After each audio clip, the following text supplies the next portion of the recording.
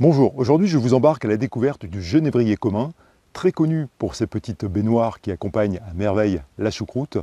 Comment le reconnaître? Quelles sont ses propriétés médicinales? Et surtout comment l'utiliser dans le cadre de l'herboristerie familiale pour soulager les rhumatismes? C'est ce que j'aimerais vous faire découvrir dans cette vidéo.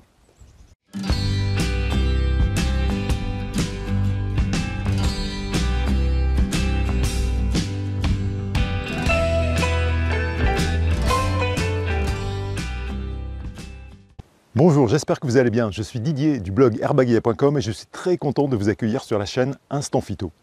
Si vous venez ici pour la première fois, je vous invite à vous inscrire tout de suite et à actionner la petite cloche pour rester informé de l'arrivée des prochaines vidéos dont l'objectif est de vous apprendre à reconnaître et utiliser les plantes sauvages et médicinales. Le genévrier commun, Juniperus communis, de la famille des Cupressacées, est un arbuste touffu et buissonnant qui peut atteindre 6 à 7 mètres de hauteur en plaine. En montagne, on peut le trouver jusqu'à 1800 mètres d'altitude à peu près, mais à ce moment-là, il prend des allures naines et se plaque au sol pour mieux résister au froid et au vent.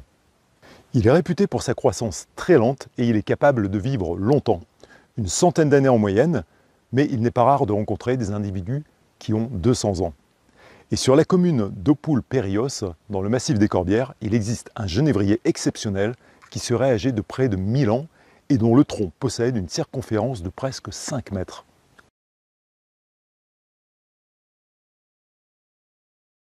Les branches du genévrier partent dès la base du tronc. Le feuillage est persistant et il est composé d'aiguilles très piquantes. Ces aiguilles sont verticillées par 3. En fait, ça signifie qu'elles s'insèrent par groupe de 3 en cercle sur un même niveau de la branche. Elles sont d'une couleur vert bleuâtre et on reconnaît qu'il s'agit du genévrier commun au fait que ces aiguilles possèdent une bande blanche sur toute la longueur de la face supérieure. Et cela le distingue de son cousin le genévrier cade qu'on trouve en région méditerranéenne, Juniperus oxycedrus, qui lui présente 2 bandes blanches sur les aiguilles au lieu d'une seule. Le genévrier est un gymnosperme, tout comme les pins ou les sapins, et chez les gymnospermes, les fleurs ne produisent pas de fruits, elles produisent des cônes. En fait, c'est ce que vous ramassez quand vous ramassez des pommes de pin. Et si vous avez la curiosité de soulever les écailles d'une pomme de pin femelle avant qu'elle ne soit complètement ouverte, vous y découvrirez les graines du pin au nombre de 2 par écaille. C'est ce qu'on appelle les pignons de pin. Et en fait, les pignons de pin sont des graines nues, c'est-à-dire qui ne sont pas protégées par un fruit, comme le sont par exemple les pépins de la poire ou du raisin. Eh bien, chez le genévrier, c'est exactement la même chose. Il produit des cônes, comme le pin ou le sapin, mais des cônes qui sont beaucoup plus petits. Autre caractéristique du genévrier, c'est une espèce dioïque. Cela signifie que les fleurs mâles et les fleurs femelles sont portées par des pieds différents. La floraison a lieu en avril-mai. Les pieds mâles donnent naissance à des petits cônes jaunâtres longs d'environ 5 mm qui répandent énormément de pollen. Et de leur côté, les cônes femelles qui ont été fécondées vont se souder et devenir charnues, et c'est ce qui donne naissance aux fameuses baies du genévrier. D'un point de vue botanique, ce ne sont pas des fruits, ce sont des galbules. Par abus de langage et par simplicité, on va parler des baies du genévrier, mais maintenant vous savez que ces baies ne sont pas des fruits. On récolte les baies du genévrier à l'automne, vers les mois d'octobre et novembre, et cela demande un peu de patience car les baies sont d'abord vertes et elles ont besoin de 3 ans pour atteindre leur pleine maturité et prendre cette belle couleur bleu-noir que l'on connaît. Et cela explique que si vous croisez des genévriers dans la nature, vous verrez qu'ils portent généralement simultanément des fruits verts et des fruits mûrs. Si vous ramassez ces baies dans la nature, vous pouvez les faire sécher assez facilement pour pouvoir les conserver. Donc il faut les placer en couche mince dans un endroit à la fois sec, chaud et aéré, et avec la recommandation de les remuer assez souvent pour éviter les moisissures. Au niveau des vertus médicinales, on raconte qu'Hippocrate a protégé la population d'Athènes de l'épidémie de peste et de choléra en faisant brûler du genévrier dans les rues et dans les maisons. Traditionnellement, toutes les parties du genévrier ont été utilisées dans l'histoire de l'herboristerie. Les baies, évidemment, mais aussi l'extrémité des rameaux, le bois et même les cendres. Mais d'un point de vue pratique, ce sont plutôt les baies que l'on va utiliser de préférence. Ces baies renferment de nombreux principes actifs, en particulier une huile essentielle qui est riche en monoterpènes, des tanins, des flavonoïdes et un principe amer qu'on appelle la junipérine. Tous ces composants donnent aux baies des propriétés diurétiques puissantes, des propriétés antirhumatismales et des propriétés antiseptiques qu'on peut utiliser par exemple dans le cadre de la lutte contre les cystites ou encore les infections intestinales. Et quand on utilise les baies du genévrier comme condiment en cuisine, eh bien ces baies ont également la propriété de faciliter notre digestion. En herboristerie familiale, vous pouvez réaliser de très nombreux remèdes maison à base de genévrier.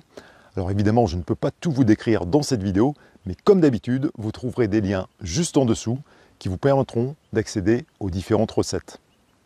Aujourd'hui, j'aimerais juste faire un petit focus sur les propriétés anti-rhumatismales du genévrier. L'abbé Kneipp, qui était un célèbre naturopathe qui vivait au XIXe siècle, recommandait une cure détox efficace sur les rhumatismes chroniques et que vous pouvez aménager en fonction de vos possibilités. Il proposait de repérer un genévrier pas trop loin de chez soi pour pouvoir chaque matin de bonne heure récolter et croquer ses baies. Le premier jour, vous croquez une baie, le deuxième jour, 2 baies, et ainsi de suite jusqu'au 21e jour. Ensuite, le 22e jour, vous redescendez d'une baie par jour jusqu'à consommer le dernier jour une seule baie. C'est une cure de nettoyage complète et qui nécessite évidemment conjointement une alimentation saine pour qu'elle soit pleinement efficace. Une autre alternative, c'est de faire cette cure sous forme d'infusion. Et dans ce cas, vous faites infuser 10 à 15 grammes de baies concassées dans 1 litre d'eau pendant 10 minutes.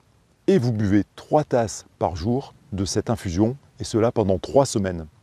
Vous pouvez renouveler la cure éventuellement une fois en respectant une interruption d'1 semaine entre les deux cures. Et cette cure que vous réalisez à l'automne, vous pouvez l'associer avec une cure de pissenlit au printemps. Et cette double cure va favoriser la souplesse du système locomoteur.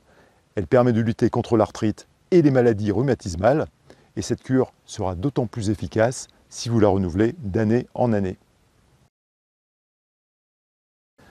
Il faut savoir que l'emploi du genévrier est à éviter chez toutes les personnes qui ont les reins fragiles et contre-indiqué en cas de grossesse, d'infection ou d'insuffisance rénale. Et si vous êtes sous traitement, rappelez-vous, comme toujours, qu'il ne faut jamais démarrer une cure de plantes médicinales, quelle qu'elle soit, sans en parler au préalable à votre médecin. Et voilà, cette vidéo se termine, j'espère qu'elle vous a plu. Si c'est le cas, n'hésitez pas à la partager le plus largement possible et à me laisser un petit commentaire juste en dessous. N'oubliez pas d'aller consulter les liens qui se trouvent juste sous cette vidéo pour accéder aux recettes. Et quant à moi, eh bien, je sens que le temps est en train de tourner, donc je vais me dépêcher de plier les bagages. Alors, je vous dis à très bientôt. C'était Didier sur Instant Phyto. Ciao, ciao.